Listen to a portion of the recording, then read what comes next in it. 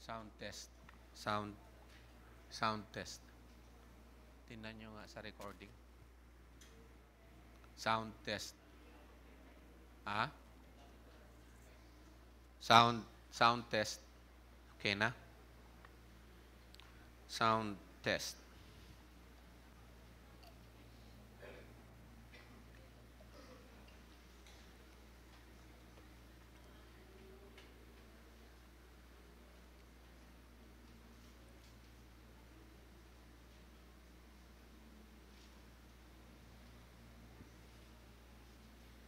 Purihin po ang Panginoon.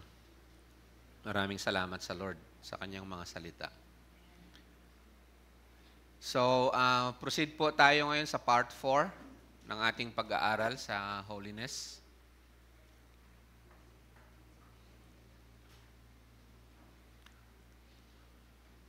Yun nga lang.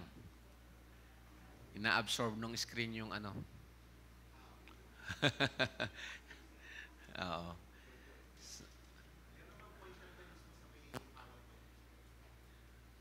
Oo nga. Magiging mouse siya, ano?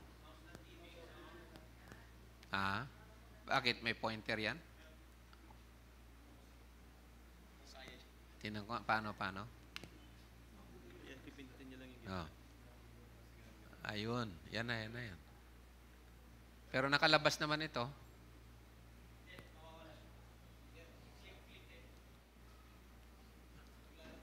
Lalabas siya eh. Kasi lalabas siya kasi pang menu siya eh. Hindi naman siya pointer na ano. Okay. Subukan siguro natin dito. Ikot yung... okay lang. Ayan. Hindi ko lang kasi siya ma-steady dyan eh. Hindi bale na. Okay, so PowerPoint pointer daw. Saan ba siya? Presenter view, pointer. Yun. Ano siya? Highlighter. Laser pointer. Yan.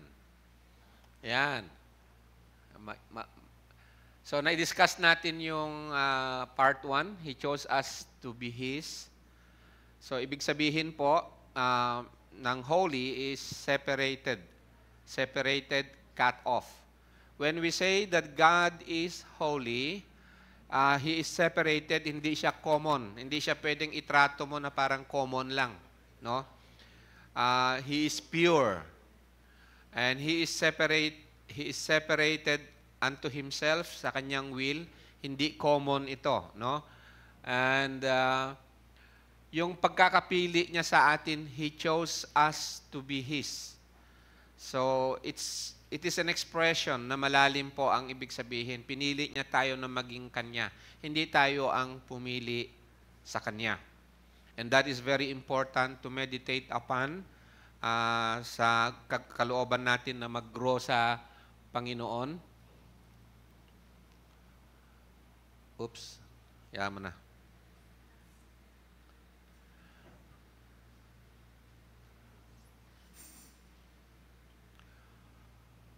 And sa application niya, which is very clear sa Scripture, is yung relationship ni Christ sa church. And that Christ died for the church para to make the church holy. At ganun din sa marriage na may holiness po sa marriage, which is very, very important. The man and the wife, they are separate. Hindi common. Hindi na nila pwedeng i-share yung relationship nila. Sa kanila lang, it is holy. And it is also pure. Yung purity niya sa marriage is also very important na maintindihan natin. In holiness, sa part 3, tinawag tayo na maging separate. Pero, andito tayo sa mundong ito. Hindi tayo inaalis ng Panginoon. Pero ang sabi niya, yung out of the world, tinawag niya tayo na separate sa gawa ng mundo. Hiwalay na tayo sa gawa ng mundo. Example, Meron akong isang napanood na nag-revival sila. Siguro umaabot ng about 10,000 siguro. Yung umattend, more than 5,000 up to 10,000 yung umattend ng revival. So, alalakas talagang live na live yung pag-participate ng audience nag-attend dun sa revival na yon. Doon sa sa pagkanta talagang live na live. But after that, majority nung umattend, pagkatapos nun, balik na sila sa dating gawa. Balik na sila sa adultery, balik sila sa kanilang kasinungalingan, balik sa pagnanakaw, balik sa pamumuhay sa mundo. May mga pastors din ako nakausap dito, isa sa mga problems nila sa young people is that pupunta daw yung sa mga young people dito, tutugtog, kakanta, okay naman, pero pagkatapos ng service dito, kinagabihan ng Sunday, andun na sila sa may videoke, kasama yung sa inuman at saka sa pinapractice lang pala nila yung boses nila dito. So there is no separation. We are in this world, kasama tayo dito sa trabaho, kasama natin ibang tao, ang mga unbelievers, ika na lang natin, pero hindi na natin ginagawa yung gawa nila na pamumuhay nahiwalay sa Diyos. Meron din kasing holiness ang unbeliever. Separated sila. Separated sila for themselves. They are not separated unto God. Di ba? Ganun tayo nun. We are separated for ourselves. Wala nga tayong Diyos. Wala tayong relasyon sa Diyos. Wala tayong personal na Diyos. Ang gusto natin yung atin. Separated tayo to serve our own purposes. Okay? So dito sa out of the world, sent into the world but not of the world, sabi ng Panginoon, do not love the world. Huwag niyong mahalin yung anumang bagay sa sanlibutan. Ibig sabihin, yung gawa natin din noon, ng unbeliever tayo, na hindi naaayon sa kalooban ng Diyos. Mga gawa sa sanlibutan, ibig sabihin, yung gawang hiwalay sa Diyos. Walang pagmamahal sa Diyos, walang pagsunod sa salita ng Diyos. Puro lawlessness o rebellion. The fourth part is, ang title po natin ngayon is, We are God's Workmanship. We are God's workmanship. Hindi tayo. Hindi kaya ng tao ang kanyang sarili ay pabanalin niya ng ayon sa requirement ng Diyos, ng ayon sa salita ng Diyos. Hindi kaya ng tao yung pabanalin niya ang kanyang sarili. Okay? May mga iba na ang definition nila ng holiness. Pero hindi yun ang holiness na hinihingi ng tunay na Diyos. Okay? So, in order to be holy, Diyos ang siyang magpapabanal sa atin. Kaya isa sa mga questions natin kanina is, how can the unholy be made holy? We are God's workmanship. However, sa sovereignty ng Panginoon at ang Panginoon nakapangyayari, kasama doon ang pagkakatawag at predestination na tinatawag. Ang Panginoon ang namili sa atin. But at the same time, in the Bible ay present po yung tinatawag na God's sovereign grace, God's predestination, and at the same time, meron pong ibinibigay ang salita ng Diyos na accountability or responsibility. This is a mystery. Kasi hindi pwede yung Diyos naman ang gagawa sa atin tapos wala na siyang sa atin, wala siyang hinihingi na accountability at responsibility sa atin. Meron po.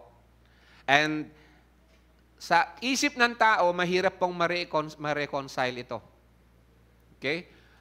But the whole salvation na kaloob sa atin ng Panginoon, kasama doon ang to be holy, is we are God's workmanship. Okay? So yung commandment ng Diyos na be holy, for I am holy, how can the unholy be made holy?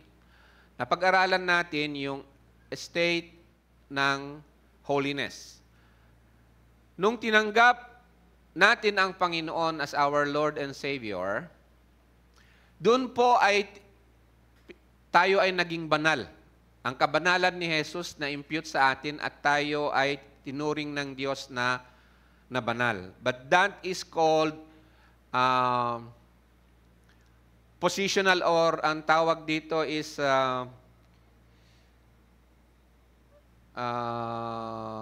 legal status natin. Ito yung declaration ng Diyos. But then, yung legal status natin na yon, kinakailangan maging actual. Ilalakad natin ito sa katotohanan. So, meron itong, habang tayo po ay narito sa mundong ito yung tinatawag na progressive sanctification. Yung iba-iba yung terminology nila dyan.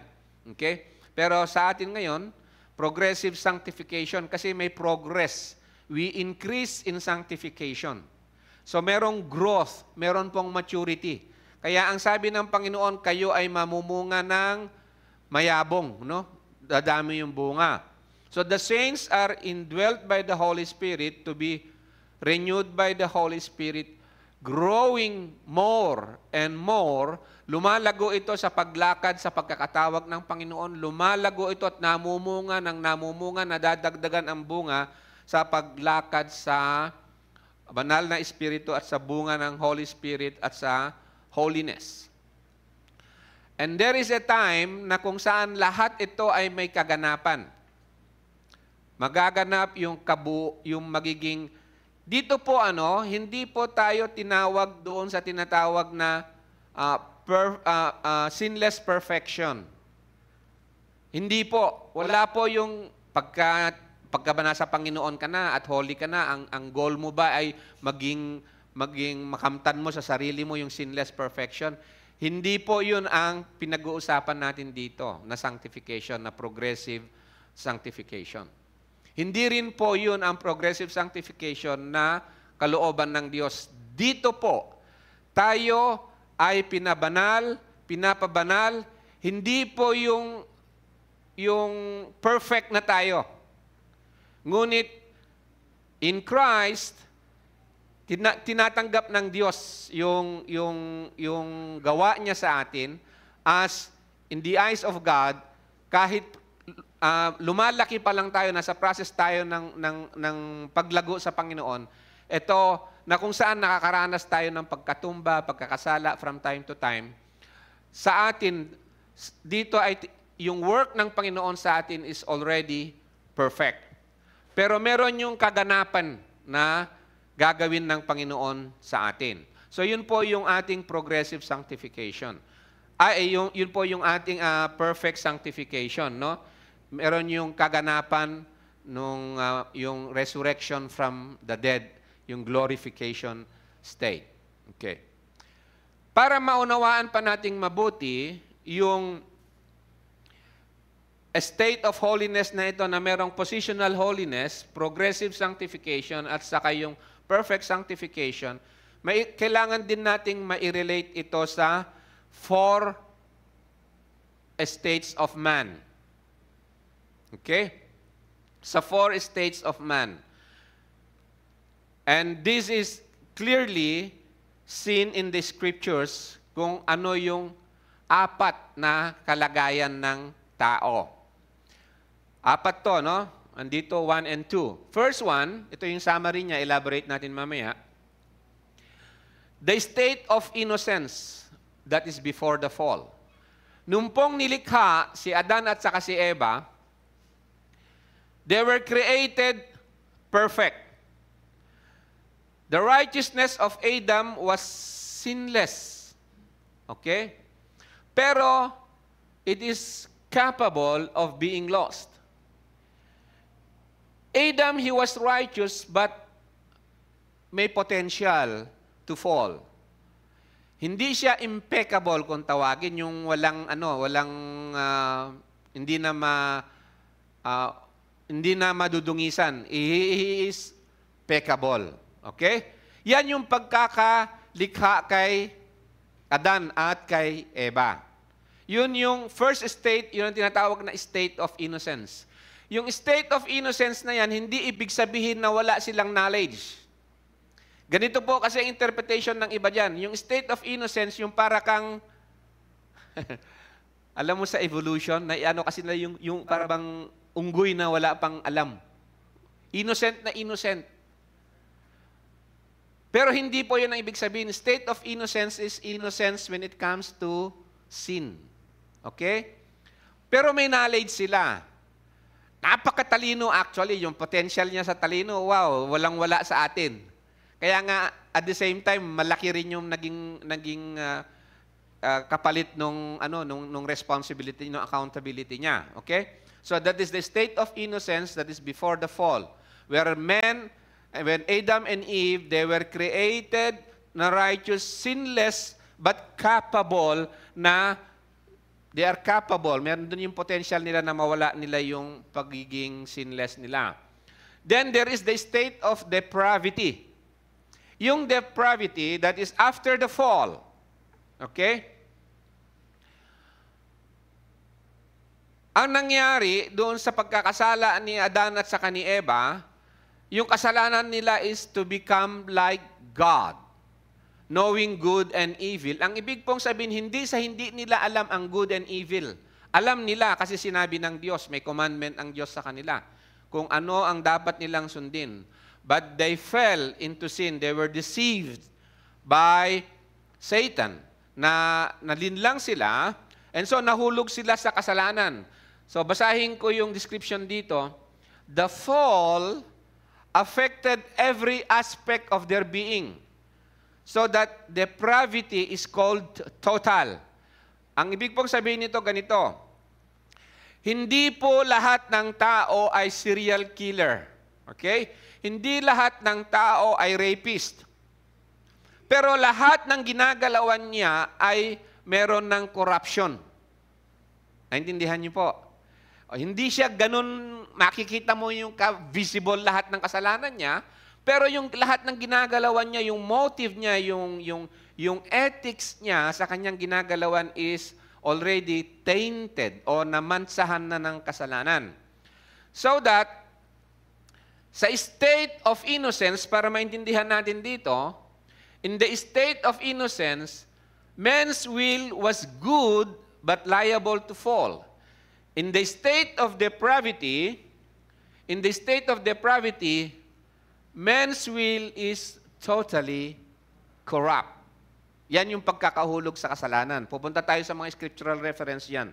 This is very important that we understand. So yun yung state of depravity. Third, meron yung tao na nahulog sa kasalanan, meron siyang state na the state of grace. The man is under the state of grace. The redeemed man, yung tinubos ng Panginoong Hesus na katauhan, na sangkatauhan o tao, he is now a new creation in Christ Jesus. Galing siya sa state of depravity at siya ngayon ay naging redeemed man. He is now under the state of grace. Okay? He is now a new creation. Ano yung new? Nawala ba yung luma niyang, nawala ba yung mga for example, yung capacity niya na bago, dati mahina yung IQ, naging mataas yung IQ? Hindi po, no? Dati engineer siya, tapos nawala, tapos naging ano na lang siya, naging doctor. Hindi po ganon, yung new creation. Ang nabago sa tao ay yung kanyang morality. Okay? Nabago ang kanyang morality from lawlessness into a law-abiding citizen sa Diyos. Okay? Parehas pa rin ito tayo. Binago lang yung tinatawag na spirituality natin. Binago yung inner motives natin. Binago yung morality natin. Okay? So, it is His will now, dati hindi, yung new creation na yan, yung will niya ngayon ay nabago, now to serve and glorify the Lord, not Himself. Hindi na yung kanyang sarili. ang gusto niyang maluwalhati, kundi ang Panginoon. He is still capable of sin. But only sin as hamartia. Oy, kinakailangan ko ipaliwanag to. Sabi sa 1 John, sin is lawlessness. Ibig sabihin pala yung principle ng pamumuhay ng isang tao under the state of depravity, yung number 2 kanina, is lawlessness. Talagang separation from God. Separation from God. Ang holiness is separation unto God. Okay? Hiwalay sa Diyos. Yung state number 2. Yung state number 3 is hiwalay din, hiwalay na siya sa kanyang lumang pagkatao at banal na siya para sa Diyos. But this state number 3, the redeemed man, he is still capable of sin, pero hindi na ito yung lawlessness. Hindi na ito yung sin na naghahari sa kanya. Ang hamartia kasi, ang description ng hamartia, nakapanood na kayo nung archery? Yung archery, tinutudla yung bullseye, ganon, no? Archery, no? O yung dart. Ang description ngayon ng sin ng redeemed man ay namimiss niya na lang yung bullseye. Namimiss niya yung bullseye. Pero yung kasalanan, hindi na yun yung naghahari. Yung naghahari sa kanyang buhay, sa lahat ng kanyang ginagalawan, hindi na yun. Okay? Tinatarget niya pa rin yung mamuhay doon sa kalooban ng Panginoon, and from time to time, mintis siya. Okay? Nagmimintis lang siya, pero hindi na yun yung principle ng life niya. The sin of man in the state of depravity is essentially anomia against God, against the law of God. Yun po ibig sabihin ng anomia. Kaya nga, yung mga against sa law of God, ang tawag sa kanila is antinomian. Okay? Law, ang ibig sabihin nung law is nomos. So, the state of depravity is essentially anomia, anti-law. Being against God and His law. Yun yung dati, yung state number 2. His will now, yung tao na redeemed man, his will now is governed. It is governed by God's word. Okay? Not his lawless word. Hindi na yung dating siya. Okay? The fourth state is in the state of glory. Na kung saan, kasama doon yung tayo ay binigyan na ng Panginoon ng bagong katawan. Ito na yung kaganapan ng lahat. Sa state of glory, at nai-associate ito palagi, and in the Bible, it is kasama doon yun sa the second resurrection. Okay? Yun yung final na resurrection na kung saan yung mga namatay, yung mga katawan nila ay ma-resurrect into a glorified body na nandun na sa presensya ng Panginoon. So dito, man's will is entirely righteous. He is perfectly sanctified by God's grace. He is impeccable by grace. So, sa pamamagitan ng biyaya ng Diyos, He is impeccable na tinatawag. Wala nang dungis, hindi na magkakamali, walang kamalian, gano'n, ano? And His righteousness but He is still a creature of God. Okay? Nilikha pa rin tayo dun sa state of glory. For ordained righteous of God's calling. So, thus, He will serve God eternally, free from the curse of sin, and delivered by God's grace from the penalty of death. Now, let us elaborate in that, doon sa 4 stages na yon, at ano ang relationship nito doon sa ating pag-aaral ng holiness. This is very important to understand. The state of innocence before the fall. Sa Genesis chapter 1, verse 27, God created man in His own image. Ang tao ay nilikha ng Diyos ng ayon sa kanyang larawan. Now, this is important to understand. Ano yung larawan na yon, na larawan ng Diyos? May paa, may kamay? Ganun lang ba yon? Hindi po. And Ephesians chapter 4 and Colossians chapter 3 gives us an understanding kung ano nga ba yung larawan yun ng Diyos. Napag-aralan natin yan minsan dito, yung sa part 1, na kung saan meron yung communicable attributes of God. Okay? Kasama doon sa communicable attribute niya ay yung righteousness, holiness, knowledge, at hindi ko na isulat dito yung dominion. So God created man in His own image. Sa state number 1, doon sa pagkakalikha ni Adan at saka ni Eva. At yung larawan na yan ay katwiran. Nalikha siya sa katwiran at sa kabanalan ng katotohanan. At siya ay nilikha ng knowledge of truth, of God. Okay, yan yung pagkalikha ni Adan at saka si Eva sa larawan ng Diyos. Nilikha siyang matuwid. Okay? Sa state of depravity, alam naman natin na si Adan at si Eva ay nagkasala.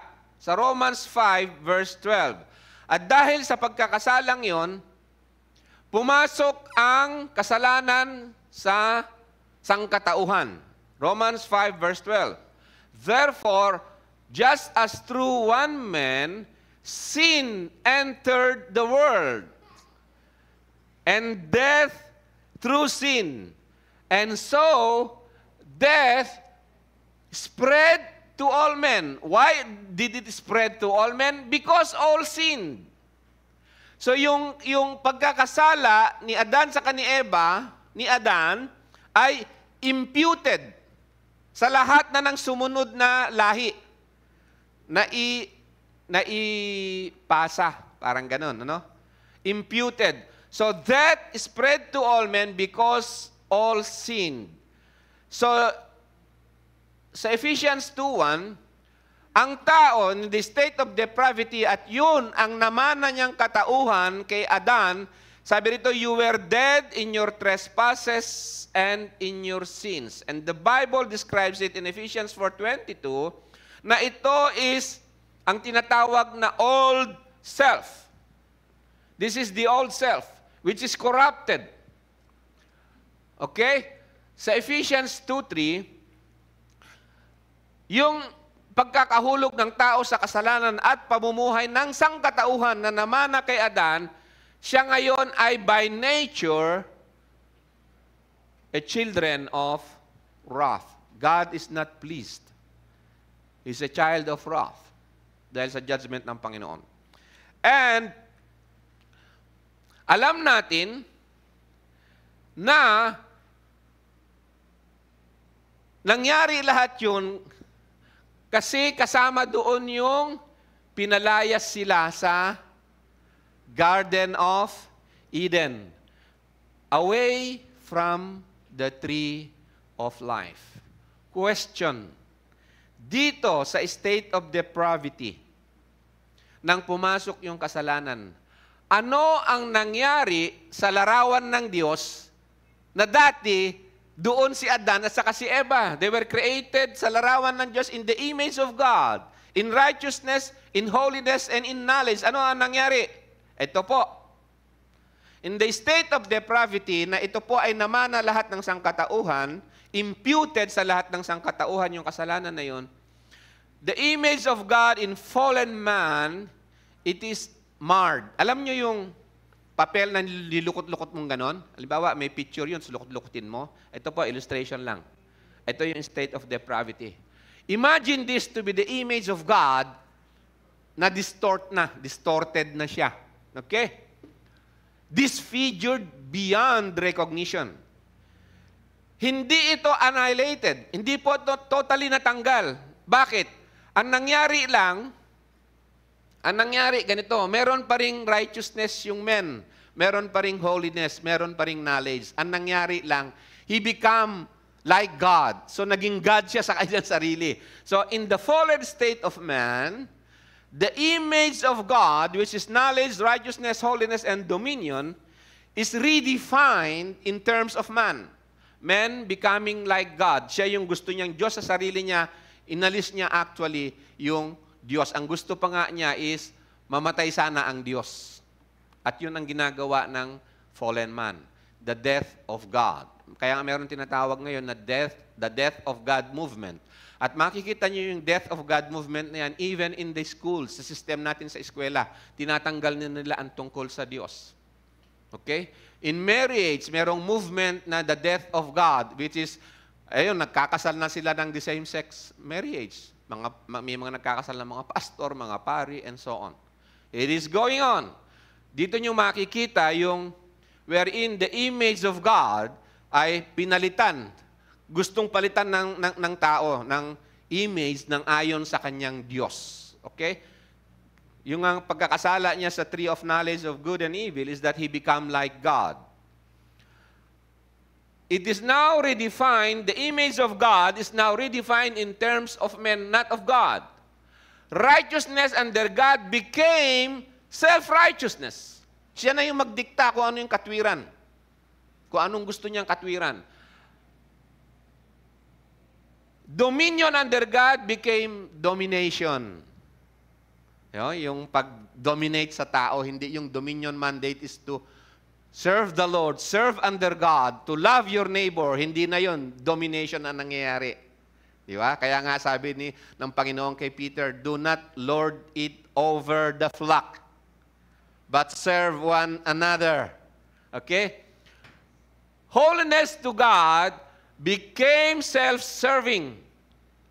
And then knowledge became an illusion. Okay?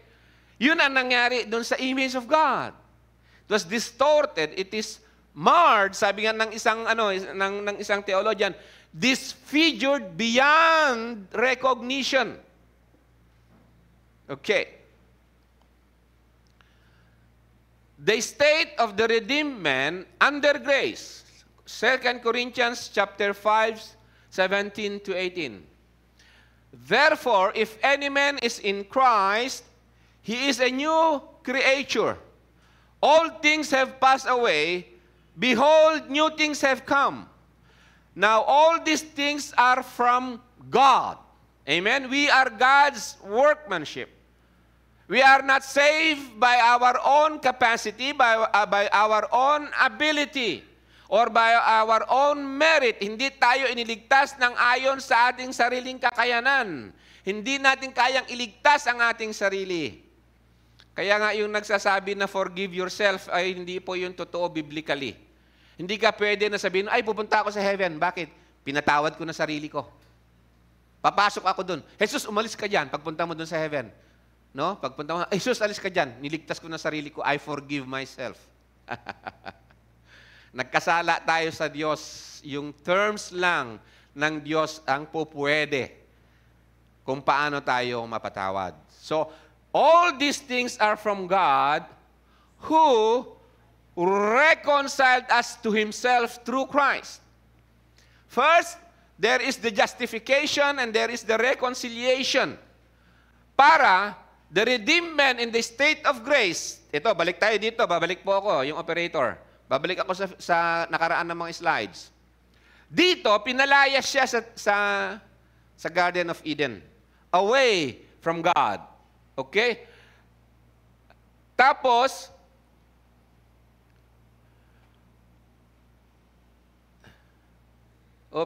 teka. Tapos, dito, pabalik.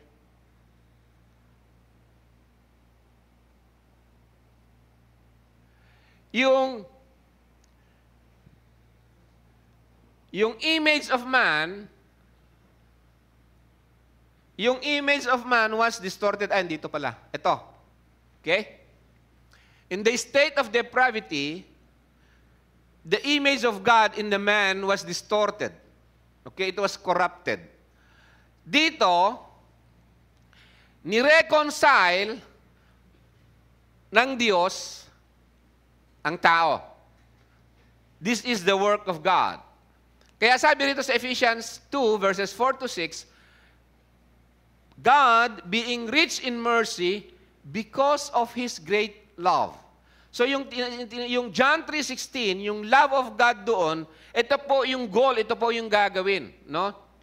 When we were dead in our trespasses, made us alive, na quickened ka, made us alive all together with Christ, for by grace you have been saved. And raised us up with Him and seated us with Him in the heavenly places in Christ Jesus.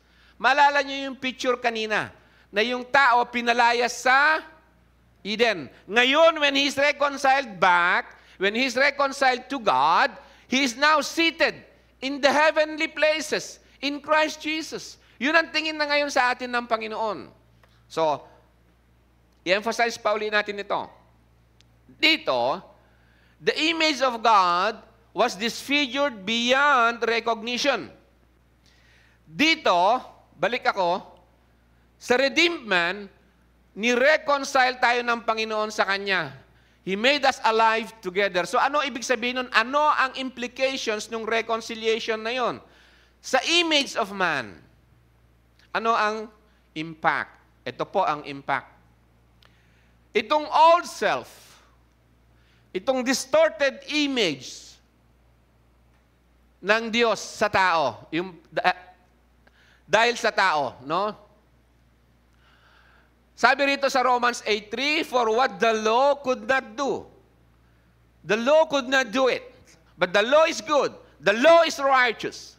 What the law could not do, weak as it was through the flesh, God did. Sending His own Son in the likeness of sinful flesh, as an offering for sin, He condemned. Now, I want you to understand this very carefully. Listen very carefully. This one, the old self, the depraved nature, is condemned, judged, guilty. Okay? He condemned sin in the flesh. Hindi na-condemn yung knowledge ko as an engineer. Hindi na-condemn yung knowledge mo as a good businessman. Nakakuha niyo pa ibig ko sabihin. Yung na-condemn yung principle, yung morality ng twisted na image of God sa atin. Okay? So He condemned sin in the flesh. Isaiah 52 verse 14. Sabi rito, tungkol sa Panginoong Hesus, kaya nga ang pangalan, ang description ng Panginoong Hesus on the cross of Calvary, sabi niya, nung Savior, sinabi ni Isaiah, Prophet Isaiah sa Savior na yon, His appearance was marred more than any man. Do you know na bago nakarating ang Panginoon sa cross of Calvary, meron, alam niyo yung mga Romano, meron yung tinatawag na fish, ang tawag nila doon, cattail. Yung pamalo nila, pito na leather na may nakakabit na ganun na hook doon sa dulo. At nung pagkaipalong ganun sa Panginoon, tuklap yung flesh niya. At kung ano-ano pa ginawa sa kanya. So Isaiah described it as, His appearance was marred more than any man. It's beyond recognition. So, that's very important to understand now. Okay? Ito ngayon.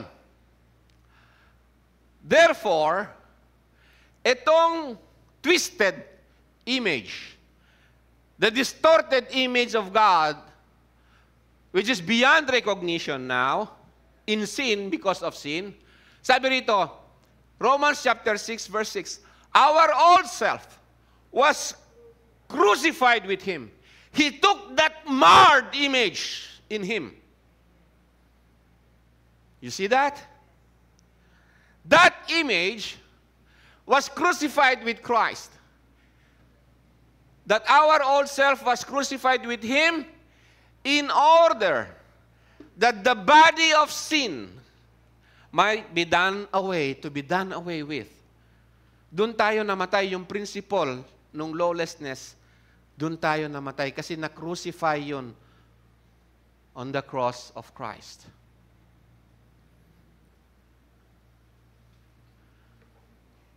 Ang ibig pong sabihin nito, walang lusot.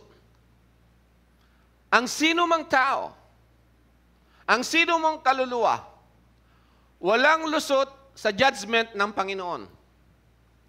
Christ on the cross, the message of the cross, is God's testimony of justice, of righteousness. Ito ang katwiran ng Diyos. Ito ang idinedeklara ng katwiran ng Diyos. Ito ang katwiran ng Diyos. Sabi ng Diyos, huhukumin niya ang lahat ng kasalanan. At walang hindi sino man sa atin nagkasala. So, yun ang judgment ng Diyos. He proclaimed it even to all principalities. It is known. Kaya walang hindi pwedeng tumakas o makaligtas ang sino mang mag-ignore dun sa image ng sa message ng gospel.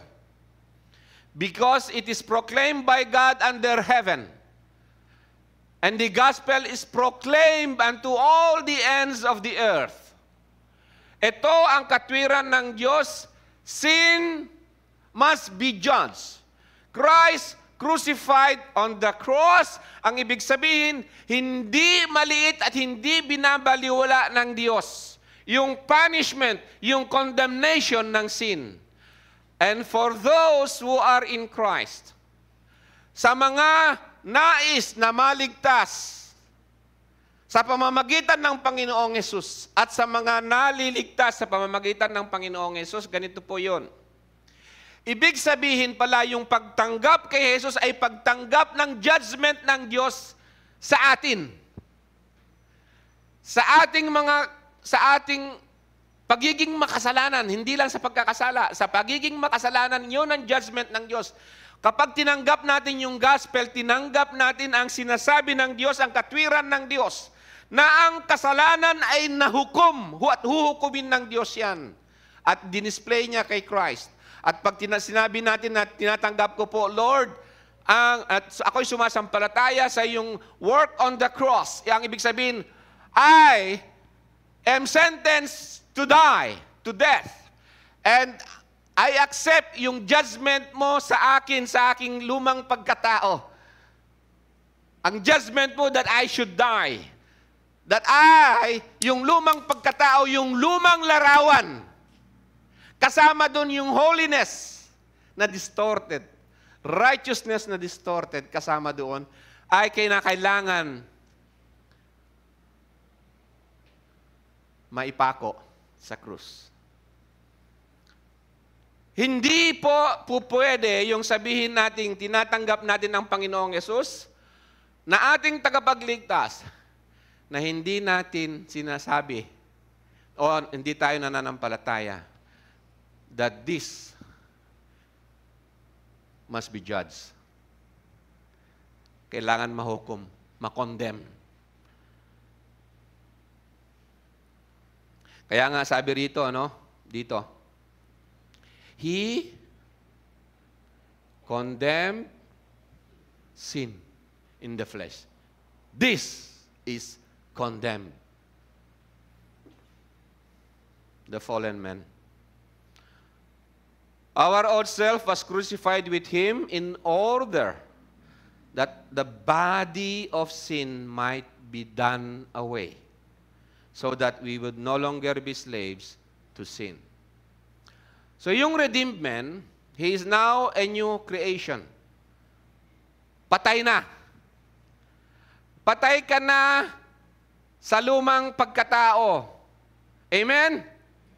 Bakit ka pa babalik-balik doon?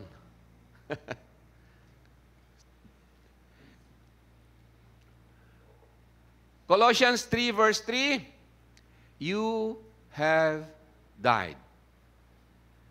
Legally proclaimed by God, you have died. Your life is hidden with Christ in God. Romans 8 verse 2, for the law of the Spirit of life in Christ Jesus has set you free from the law of sin and death. Kaya nga sabi ni Peter, sa 1 Peter chapter 2 verse 24, At dito natin makita yung two aspects of holiness. Christ Himself bore our sins in His body on the cross so that we might die to sin. You see? He condemned sin in the flesh so that we might die to sin, so that we will be set free from the law of sin and death. We die to sin, we live to righteousness. So, hindi lang yung mamatay ka sa kasalanan. Patay ka nun eh. Bibigyan ka ng buhay. Bagong buhay. At yung bagong buhay na yan is full of energy. Sa paglakad, sa kalooban ng Panginoon. Kasi, ano yan eh, yung actually, yung new creation, meron po siyang, yung salitang new creation po, kasama po doon yung salitang, di ba yung kabataan? Di ba, halos, yung bata, halos hindi mo mapagod yan. Kahit buong araw naglalaro. Punong-puno ng energy. Amen? Pag patanda ka na, no? Medyo ubos na yung energy mo. Sana, at hindi lang sana, tayo po, na namatay na tayo po na nasa Panginoong Yesus at namatay na sa kasalanan, na ipako na ang ating sinful nature on the cross, is wala ng energy pa para doon. You get my point? Wala ng energy pa para sa pamumuhay sa lumang pagkatao. At alam natin ang ating lumang pagkatao. Alam natin yung pride natin, yung fried chicken natin. Alam natin yung mga envy natin, yung galit natin, yung impatience natin, at iba pa. Okay? So, dalawang aspect po dito ang sanctification. Sapagkat walang sanctification if you don't die to sin. Because unholiness is yung lawlessness. Okay? We die to sin, and then, mabubuhay ka sa katwiran. And live. Live. Kanino galing yung life? Sa Diyos. Amen? Kanino galing yung energy, yung youthful energy to live in righteousness? Galing sa Diyos. Nabubuhay. Ito na ipinapamuhay mo. Hindi yan patay. Nabubuhay na yan sa Diyos. So lahat yung motibo mo, lahat yung principles mo ngayon, bago na. Ikaw pa rin yung IQ mo, parehas pa rin yung height mo, parehas pa rin yung, hindi nagbago yun. Yung economic status mo, yun pa rin ngayon. Maliban lang doon sa kung ano pa yung progress na mangyayari doon. Pero ibig ko lang sabihin, yung nabago na yung principle ng life mo. Okay? You died to sin, now you live. Hindi ibig sabihin na tayo yung author nung life na yan. We live to righteousness because it is the life, our life now is in Christ. Amen? I am the way, the truth, and the life, sabi niya siya lang. So, bakit ganun? Kasi merong healing. May kagalingan. For by His wounds, you were healed. Yun po yung salvation. Yung salvation po, ang gusto lang ng karamihan, yung mapasok lang sa heaven. Yung malagpasan nila si Saint Peter. Joke. Ha? Yung mapasok lang sa heaven. Ito po ang salvation na galing sa Panginoon at hindi lang limited dito, malawak, no? Malawak, napakalawak nito. We die to sin, we live to righteousness, we walk in that healing, in that new life. So ito po yung dalawang aspect ng holiness. Okay? Kung sa Tagalog, una, upang pagkamatay natin sa kasalanan, tayo ay mga buhay sa katwiran. Dahil sa kanyang mga sugat, tayo ay nagsigaling. May kagalingan po. Hindi po pwede yung sabihin ng Kristiyano na ako ay born again nang walang kagalingan. Gumaling na tayo sa sugat ng mga pamumuhay sa kasalanan. Amen? Yung adulterer, hindi na nag-adultery. Yung sugat ng pornography, hindi na doon. Yung sexual immorality, yun yung sumugat-sugat doon sa image ng Panginoon originally sa atin. At tayo mismo ang sumusugat sa ating sarili nung tayo ay namumuhay sa kasalanan sapagkat ang proclamation ng Diyos ay ganito. Walang ibang force in the entire universe na pwedeng magsabi ng blessing at curses. Only God. Satan cannot curse you. Satan cannot curse you. Only all powers belongs to God. Siya lang ang pwedeng mag-bless at siya lang ang pwedeng mag-curse. So nung sinabi niyang the wages of sin is death, galing lang yun sa proclamation ng Diyos.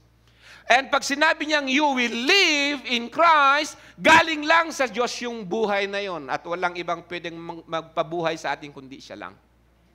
Amen? So the redeemed man, his sin, the body of sin, is condemned on the cross kay Christ. Sinasabi mo kay Christ, isama mo na, kasama na ito, na condemned sa cross of Calvary. Itong sinful flesh na to. Ngayon, he is now,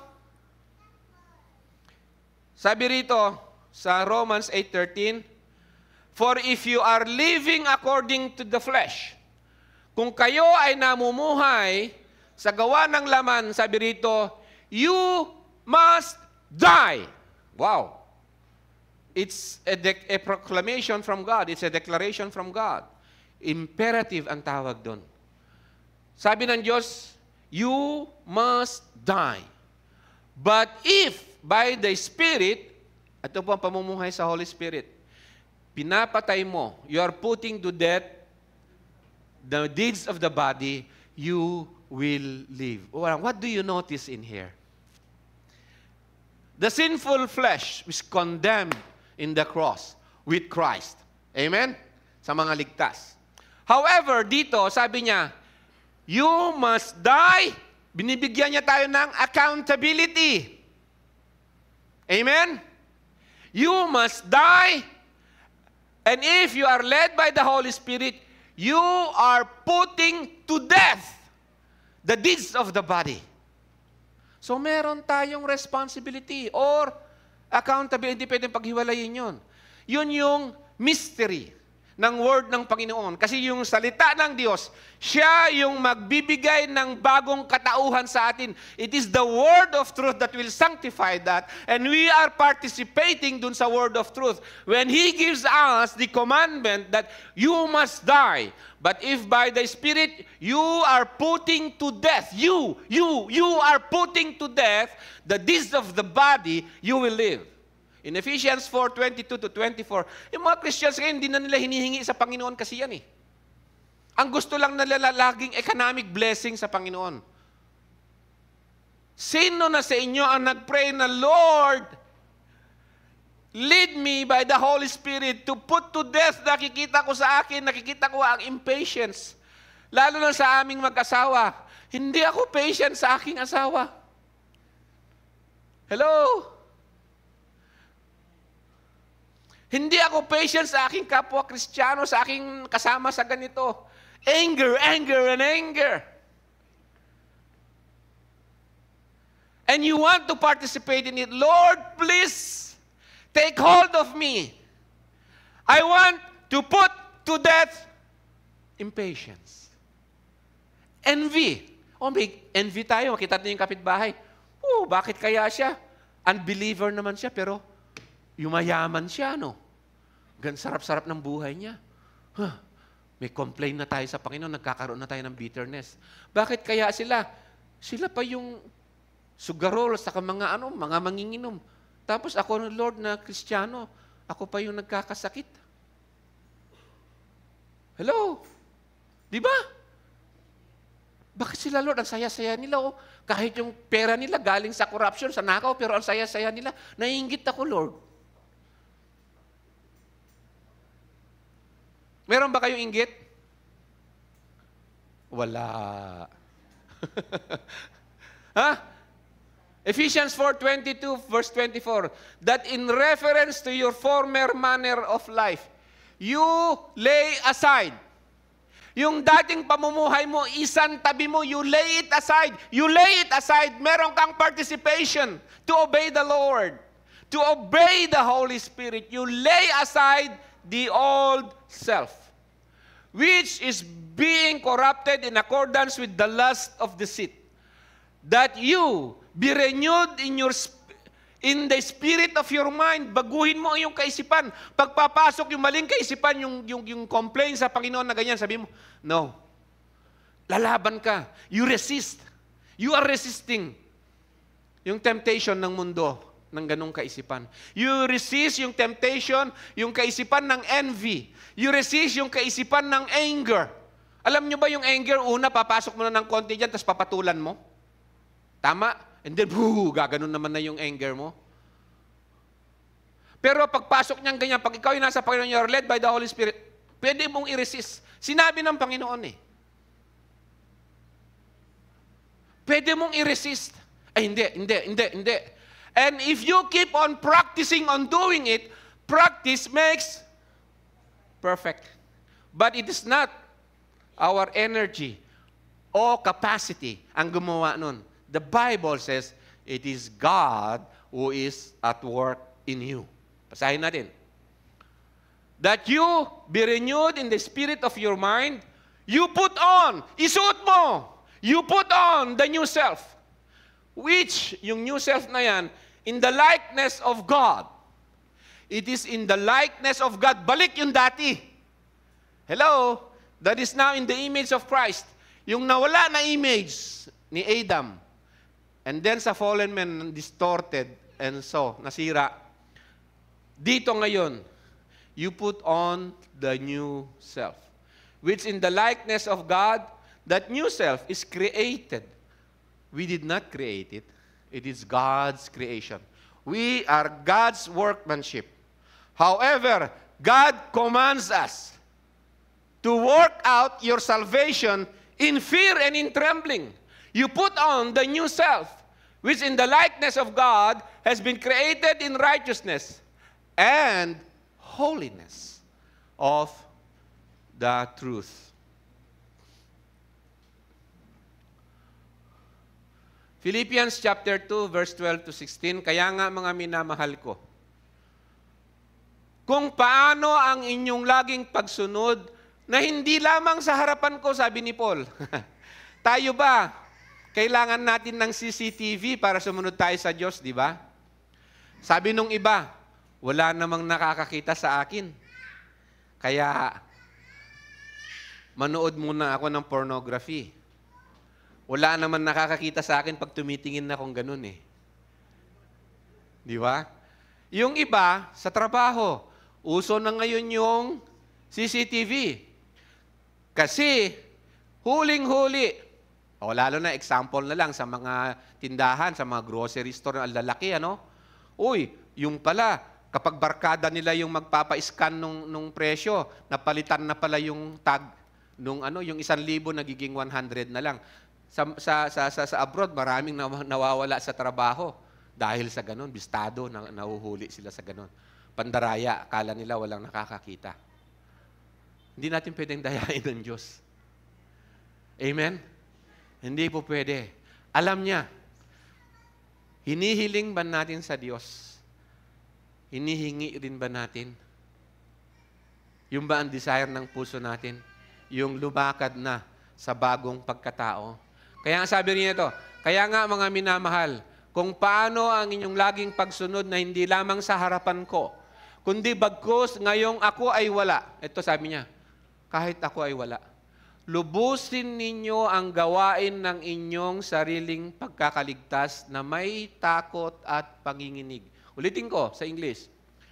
Work out your salvation with fear and trembling. Work it out. It is an imperative. It is a command word from God. At the same time, sabi rito, sapagkat Diyos ang gumagawa sa inyo, maging sa pagnanasa at sa paggawa ayon sa kanyang mabuting kalooban. No? For it is God who is at work in you. Amen? Wow! So when you work out your salvation with fear and trembling, it's the grace of God. It is the Holy Spirit of grace. For it is God, it is God. Wow! When I think of this, it is God, hindi ko pwedeng alisin sa aking isip. It is the Father, the Son, and the Holy Spirit. The whole Godhead is exerting the power in us, both to will and to work for His good pleasure. It's for His glory. That is the state of the redeemed man in his walk in holiness. Nakasama na nandun sa bagong pagkatao in the image of God. Amen? Basahin ko ito sa inyo. Salvation is total. We are transferred from death to life, from sin to righteousness, by the justification of God through Jesus Christ. Our sacrifice takes upon Himself, Christ our sacrifice takes upon Himself our death penalty. And God declares that our sins are remitted, and our legal standing before Him is as righteous men. We are saved. This does not mean that our problems are over when we are saved. Actually, doble yung problema natin. Dumoble.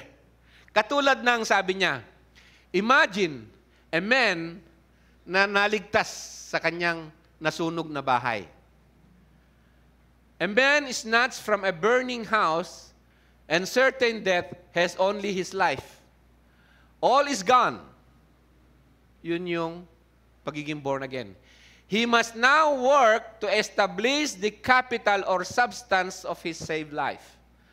So too, the redeemed man must now put on holiness.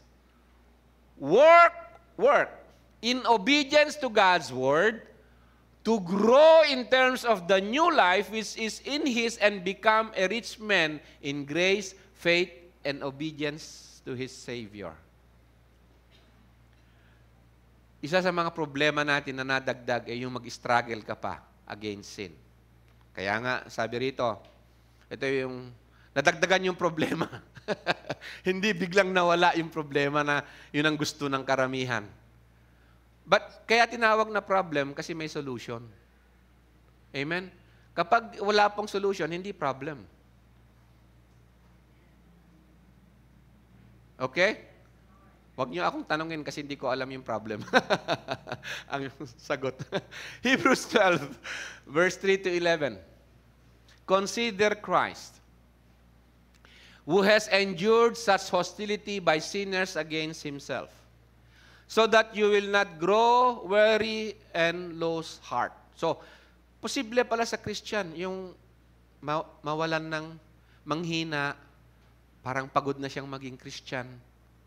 Kasi, oh Lord, panay na lang ang laban ko. Sana yung laban natin, yung struggle against sin. Nag-struggle ba tayo against sin? O kapag meron yung galit, bah! Or nagpa-practice na tayo ng patience, medyo hino-hold back na natin. Minsan na-hold naman natin na medyo matagal Pero kakanti-kantihin ka pa rin, boom, lalabas pa rin. Practice na naman. Amen? Okay? And then in your resistance on evil, pag-resist sa evil, sabi niya, consider Christ so that you will not grow weary and lose heart. Possible kasi na may mga kapaguran kang nararamdaman.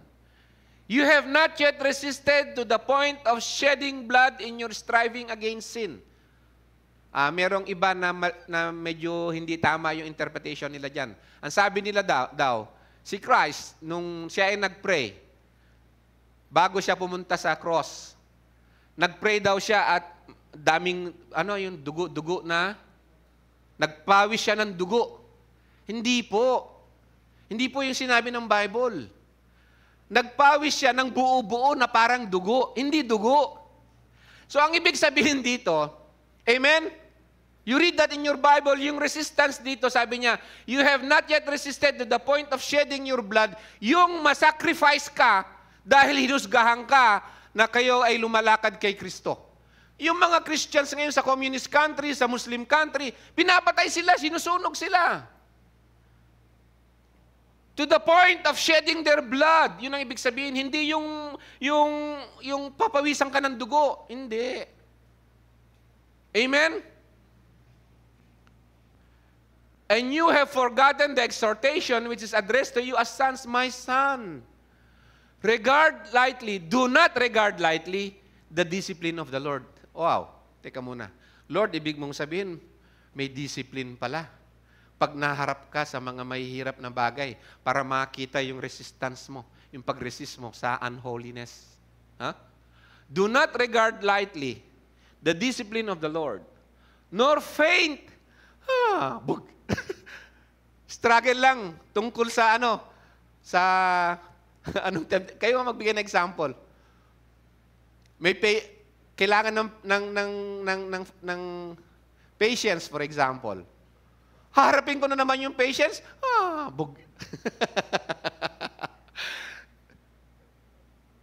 Nor faint when you are reproved. Nire-rebuke tayo ng Holy Spirit. Do you know, if you know how to listen? Di ba pagkatapos mo magawa yung kasalanan, pupunta-punta yan dyan? Bubulong-bulong sa'yo. Tama? You are reproved by Him. For those whom the Lord loves, He disciplines. Yung discipline na yan, hindi madali. Problema. Malaking problema. Pero may solution. Amen? For those whom the Lord loves. So when you are undergoing discipline po ano yun?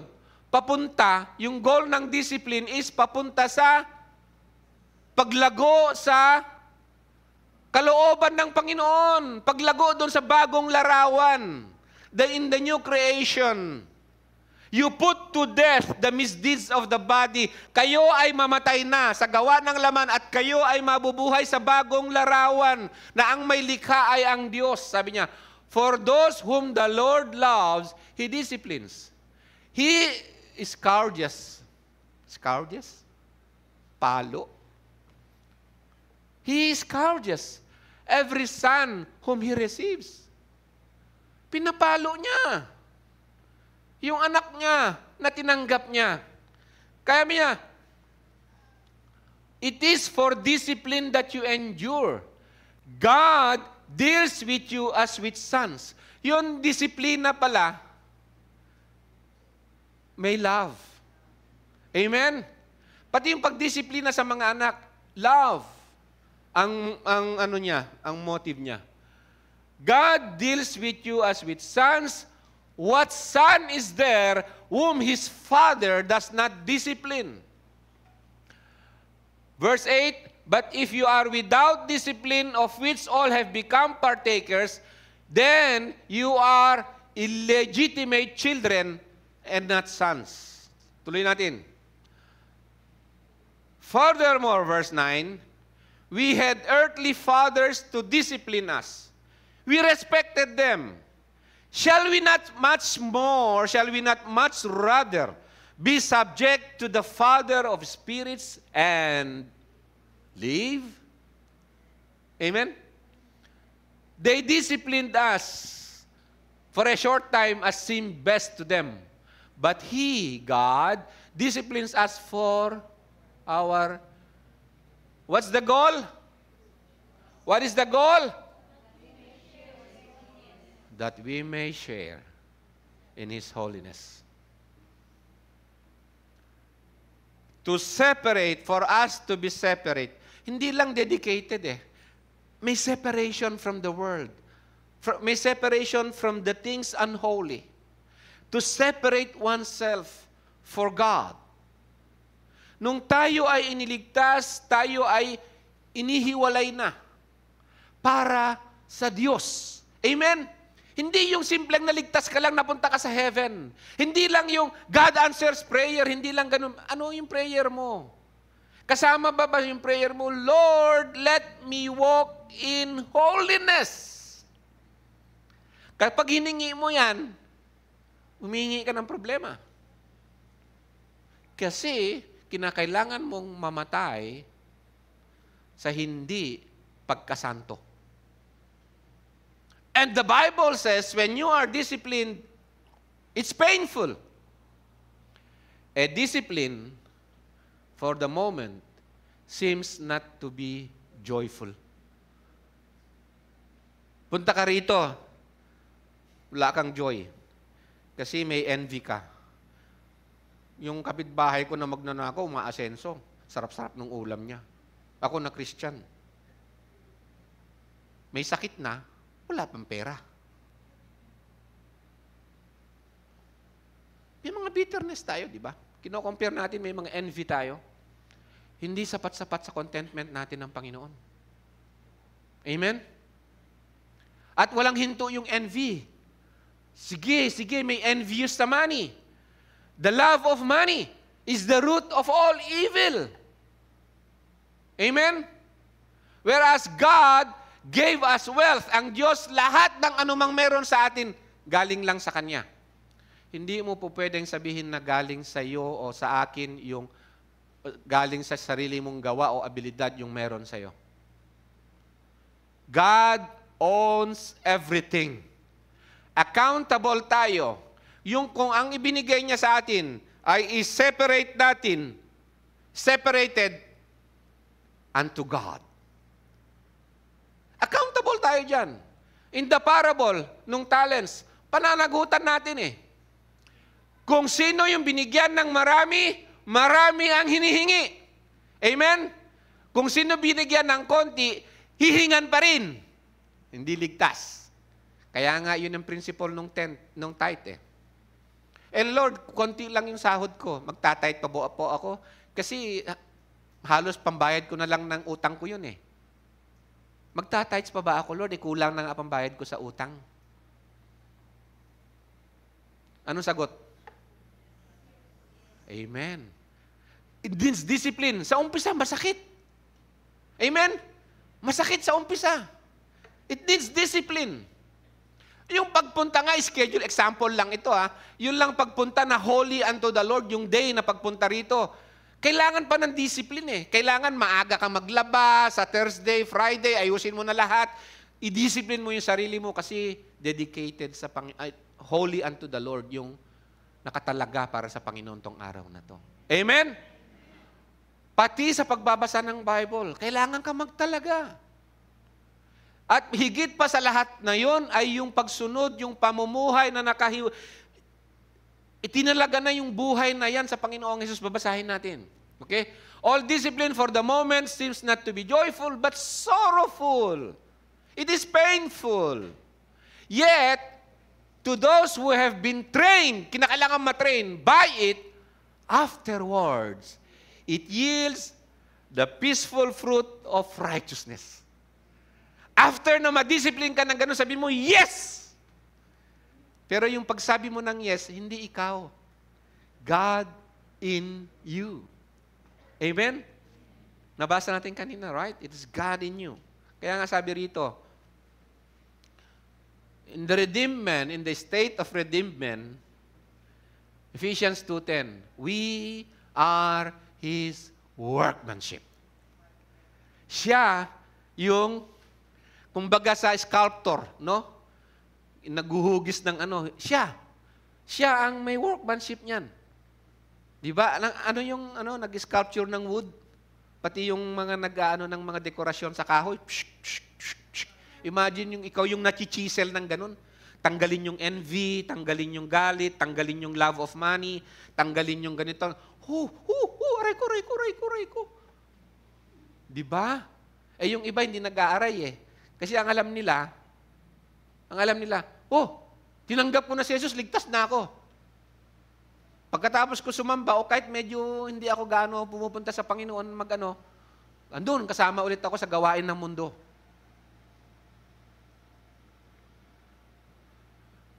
Dahil sa hindi na ituturo yung holiness sa Panginoon, do you know, estimated about 20 to 25 million young people, Christians in America, every year, umaalis sila sa pananampalataya.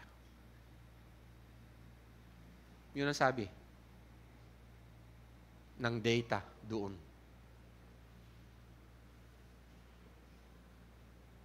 Okay?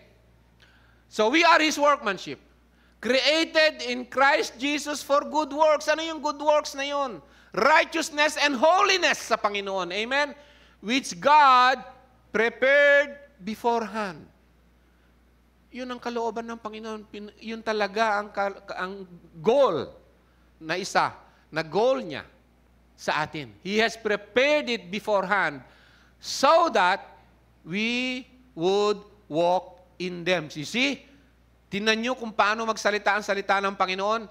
So that we will faint on the way. Hindi. So that we would walk in them. We would walk in them and we enjoy walking in it. Because in all things that you do, sabi nga nun, do it all for the glory of God. And when a redeemed man walks in the glory of God, he rejoices. Amen? May life. Kaya nga sa 1 Corinthians chapter 6, verses 19 to 20, do you not know that your body is the temple of the Holy Spirit, who is in you, whom you have from God? Anong sabi rito? You are not your own. Hindi lang tayo. Tayo. Kasama lahat ng kaloob ng Panginoon sa atin. Do you know na yung mga binigay sa atin ng Panginoon, sabihin ko ng diretsahan, property, sweldo, health, whatever, na mga blessings pa ng Panginoon sa atin materially, pati spiritually. Materially, para makita natin to. It is not our own. Stewards lang tayo nun eh. It's not your own. Kaya nga kasabihan, hindi mo madadala yung anumang meron sa'yo. Hindi ko sinasabi ito para ibigay nyo ang kayamanan nyo sa church. No. Amen? Hindi. Sinasabi ko ito na gusto kong malaman nyo that you are not your own. That everything that we have is from God, came from God, and owns by God. Stewards lang tayo, managers tayo, accountable tayo sa pagmamanage ng binigay niya sa atin. Accountable tayo. Pananagutan natin yan.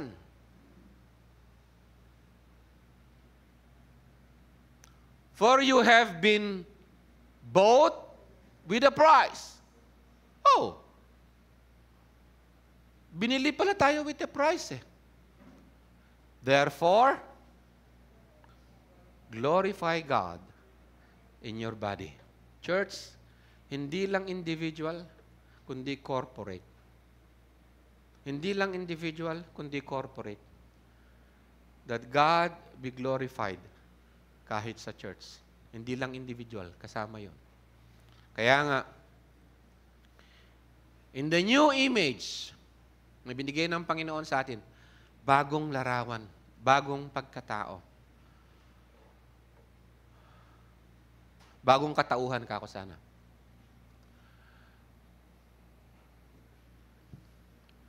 To be born again is to be commanded with a command book placed in our hands. This book, this Bible, is a command book. Hindi lang ito inspiration, yung Bible. It's a command book. Sabi nung salita ng Panginoon sa atin, you have not chosen me, but I have chosen you. And ordained you that you should go and bring forth fruit, and that your fruit should remain. That whatsoever you shall ask of the Father in my name, He will give it to you. Summarize po natin. Be holy, for I am holy. Ang mga points na ilan, major points na discuss natin, we did not choose Him. He chose us.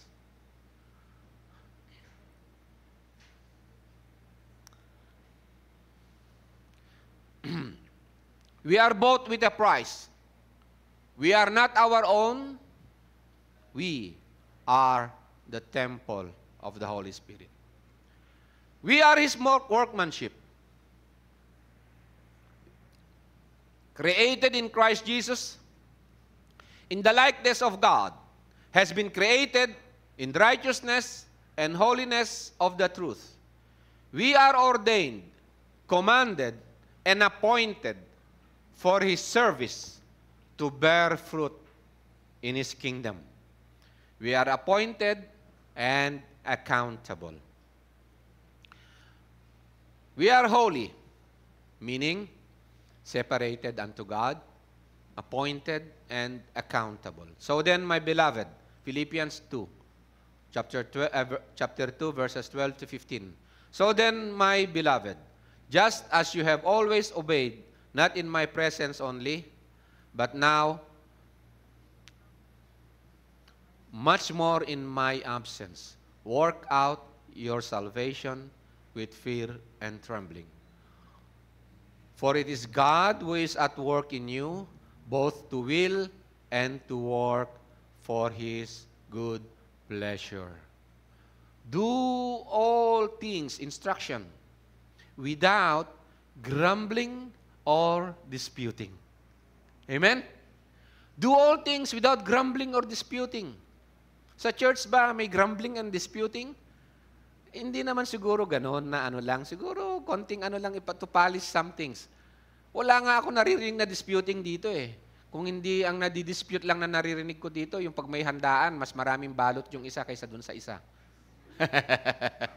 Blessing nga yun eh. Hindi pa daw nagsisimula yung handa, may nakasupot na dun sa bag. Holiness po ba yun? Bakit ba yun na natamaan ko ngayon? May grumbling and disputing kasi uneven. Hindi tama yung distribution eh. Tama? Oh. May mga grumbling and disputing. Okay na yung kwan. Sinabi ko naman kasing adobo yung luto niyan eh. Ginawa mo namang nilaga. Siyempre, layo-layo naman, di ba? Pero grumbling or disputing po ba yun? No. I think meron tayong grumbling and disputes tayo sa Panginoon. Pag mali yung hinihingi natin, yung hindi naaayon sa kalooban niya. Na mas gusto natin yung kalooban natin, hindi yung sa Kanya. I'll tell you one story. Panoorin nyo yung account, yung kwento ni Nabil Qureshi. Crucible ang title. Hindi yung The Crucible, hindi. Crucible, libre sa YouTube. Ito ay Muslim, hardcore na Muslim. Apologist pa ng Muslim. Then, after how many years na nakasama niya isang Christian apologist din, David Wood ang pangalan, na-convert siya into Christianity. Matagal na panahon. Then, debate siya ng debate. Akala niya nga, mananalo siya. Tapos, na-convert siya into Christianity. Nung na-convert siya into Christianity, medical doctor siya. So, nag-preach siya sa international na galawan ng evangelism. And naging well-known siya. Nagkaroon siya at the age of close to 40, nagkaroon siya ng cancer. He's a strong man na servant ng Panginoon. Talagang born again sabihin natin. Talagang sa Lord siya. And then naipipris pa niya. I prayed na the Lord, sabi niya, pakikinggan niya yung aking panalangin na ako'y gumaling. Habang tumatagal at yung prayer niya sa Panginoon, lalong lumalala yung cancer niya.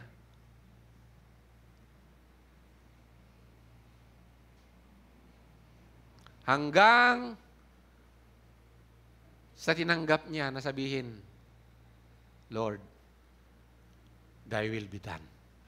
Yun ang gusto ng Panginoon na discipline sa Kanya so that He will share in the holiness of God.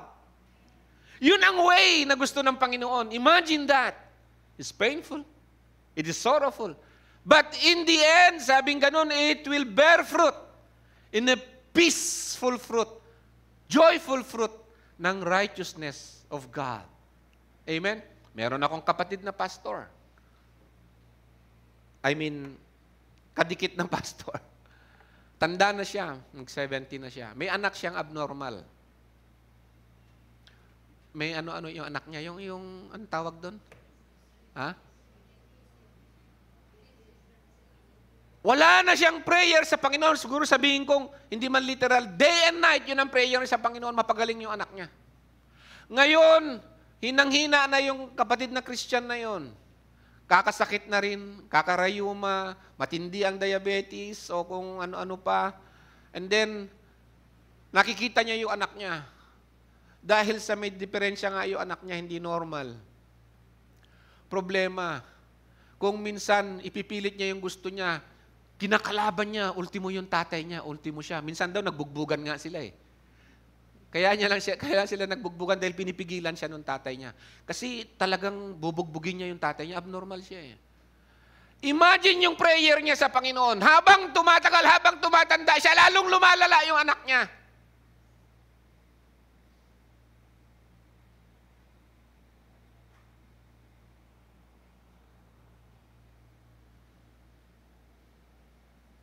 Do all things without grumbling or disputing. Pag-pray natin, yes. Hingin natin, yes. Pero hindi tayo mag-grumble sa righteousness ng Panginoon. Ang Diyos ay matuwid. Naaayon man sa tingin natin o hindi, siya ay matuwid at mahal niya tayo. At siya ang nagdidisiplin sa atin. And that discipline is painful and sorrowful. Pero, sabi niya, gagawin niya, He scourges a son whom He loves, so that His son, His children, will share in His holiness.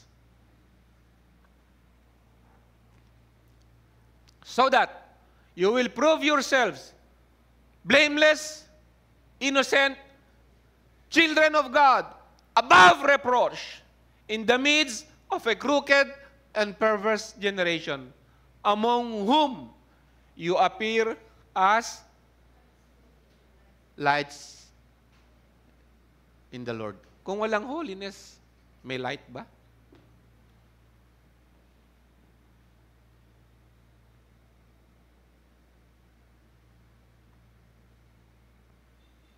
In the state of glory,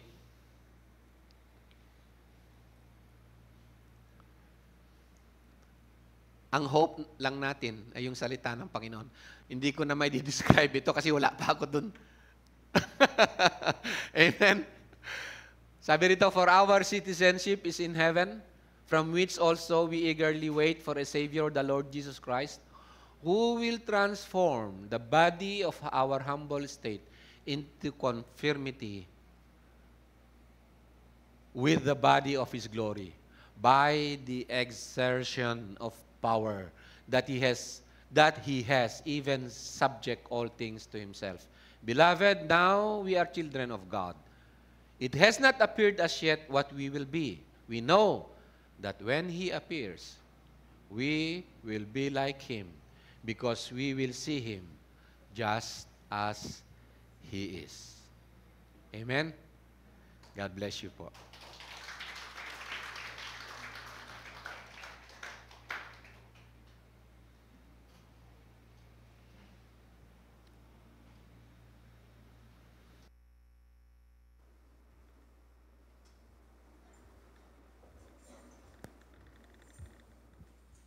Thank you so much po, Pastor Rick, for the message today. Napakalakas po ng mensahe ng ating Panginoon sa atin. Truly, mga kapatid, napakalalim nga ng pagbagsak natin sa kasalanan. And thank God for He sent His only begotten Son upang muli tayong abutin at ma-reconcile sa Kanya. Amen? Amen. Dumako na po tayo sa giving of tithes and offertory. Please stand for the offertory song, and may we ask Brother Roger for the offertory prayer.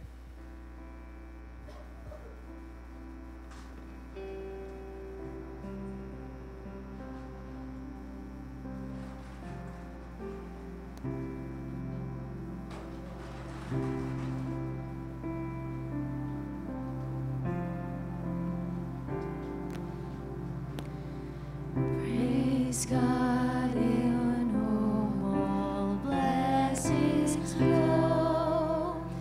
Praise Him, all creatures here below. Praise Him above the heavens.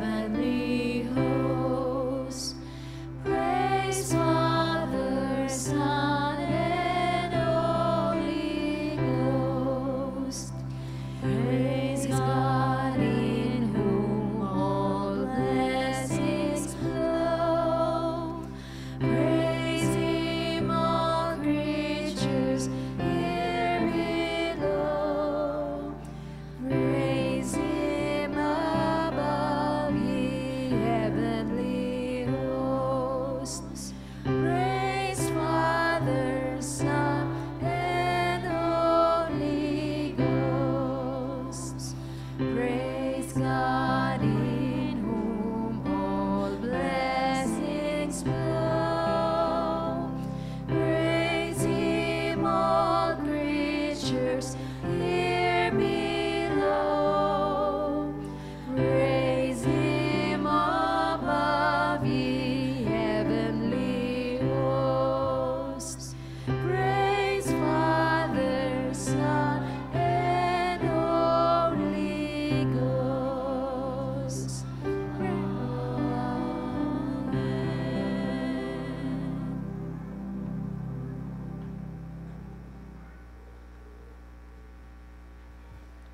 Wakdar tayo kakapsat, tayo kararak kinapo. Ama, amin nga doon sa nilangit, Ama. Pagyamyaman kami, manin king kaama, dagiti sasaw. Sapay kumaama tayong kamay. Sa puso may sagawa, dagiti sasaw. Iti kinaimbag mo, mamang palpalagip ka na kami, ang anak mo. Ama, agyaman ako unay. Dagiti sasaw. Sapay kumaama, dagiti pamagbagampan yami, Ama, keting kam, maaramid, masipupuso. Ama, pakawanin na kami, met, Ama, dagiting kam nagkurkurangan, dagiting kam nagpasulan. Basta met, Ama, madagiti, trabaho mi, Ama, yung kami met, i-bless, Ama, patnukasta, Ama, at tuy kami latang, may pagpakumbabakin agyamyaman kaditi naramid mo, Ama, itibiyag mi. Stamit, Ama, dagiti ingkam marikrik ng sagsagubanit, Ama, kitsika, Ama, ti mga prus ka dagitoy. Babain, itipan nakabalin mo, Ama. Kit awan imposible, king ka, Ama, tat sika ti Diyos, Ama, nakabalin amin. Dagitoy, Ama, ti nakakarakarak, tinakan ti Ama, kinanak, Espiritu Santo. Amen.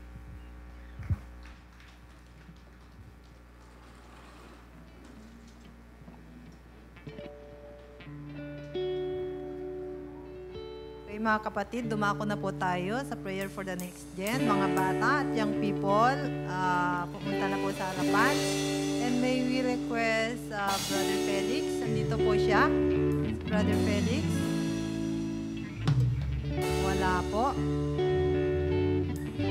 May we ask Brother Pastor June Napalisok to pray for our next gen.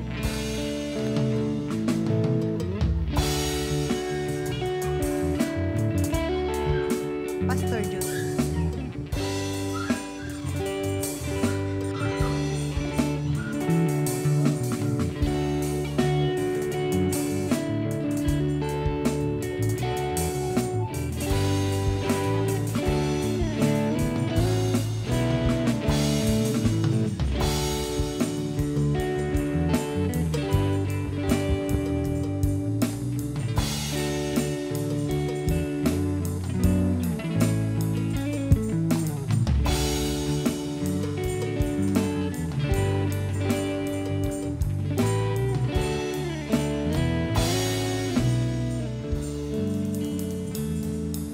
Amen. Tayo po lahat ay tumayo at ating pong ipagdasal ang ating mga anak. Ama, maraming salamat po, Panginoon ko. Sa biyaya mo po sa bawat isa sa amin, O Lord God. Patnubayan mo po ang bawat isa sa amin, lalong-lalo na po ang mga namumuno sa iglesyang ito, O Lord God. At Ama, tinatayo po namin sa iyong harapan at pinagdadasal ang mga anak namin, Panginoon, ang mga kabataang ito, O Lord God. Nanawa, O Panginoon ko, may taguyod sila at may turuan sa tamang katuruan, Panginoon, na ipinagutos mo po sa bawat isa sa amin, O Lord God. Patnubayan mo po ang mga batang ito, O Lord God, at tulungan mo kami ng mga magulang, O Lord God. Kami, Panginoon, ang tumatayo sa iglesyang ito, O Lord God, na maituro at maiaral sa kanila ang tamang katuruan mo, O Lord God. Salamat, Ama, sa commandment mo, sa statute and laws na ibinigay mo po sa amin, O Lord God. At salamat, Panginoon ko, sa mga namumuno, Panginoon, sa iglesyang ito, O Lord God, na nagbibigay at nagtuturo ng tamang commandment mo, O Panginoon ko. Sapagkat, Ama, marami po, O Lord God, na iglesia na maling katuruan, Panginoon, ang naituturo, O Lord God. Mayamang kahabagan at pag-ibig ang nakikita namin sa iyo, O Lord God, sa pamumuno mo sa iglesyang ito, O Lord God. maging mga pastor namin, O Lord God, na tunay nga po, O Lord God, we are always amazed, Panginoon ko, sa wisdom na ibinigay mo po sa kanila, O Lord God. And we are very thankful, Panginoon ko, sapagkat nakakalakad kami sa patnubay mo, O Lord God. Salamat sa mga salita mo, Panginoon, na nagpapalakas, Panginoon, sa aming pananampalataya, O Lord God, at sumasagot, Panginoon, sa maraming katanungan, Panginoon, na hindi namin kayang abutin, O Lord God. Pero sa pamamagitan, Panginoon, ng mga itinatayo mo, Panginoon, na lingkod mo, O Lord God, natututunan namin, O Panginoon, at sasagot ang maraming katanungan, Panginoon, sa puso namin. We praise you, O Lord God. Kaya mo, Panginoon ko, na magsama-sama kami, O Lord God, na magtulungan, Panginoon ko, sa lahat ng gawain, sa lahat ng mga activities, O Lord God, sa anong paman, Panginoon, na mga gawain na ipinatong mo sa aming mga balikat, matugunan po namin na ito, O Lord God, at magawa po namin, magampanan namin, O Lord God, ng buong puso, O Lord God, ng buong kalakasan namin at pag-iisip, without grumbling and disputing, O Lord God. We praise you, O Lord God, and we thank you in Jesus' mighty name. Amen.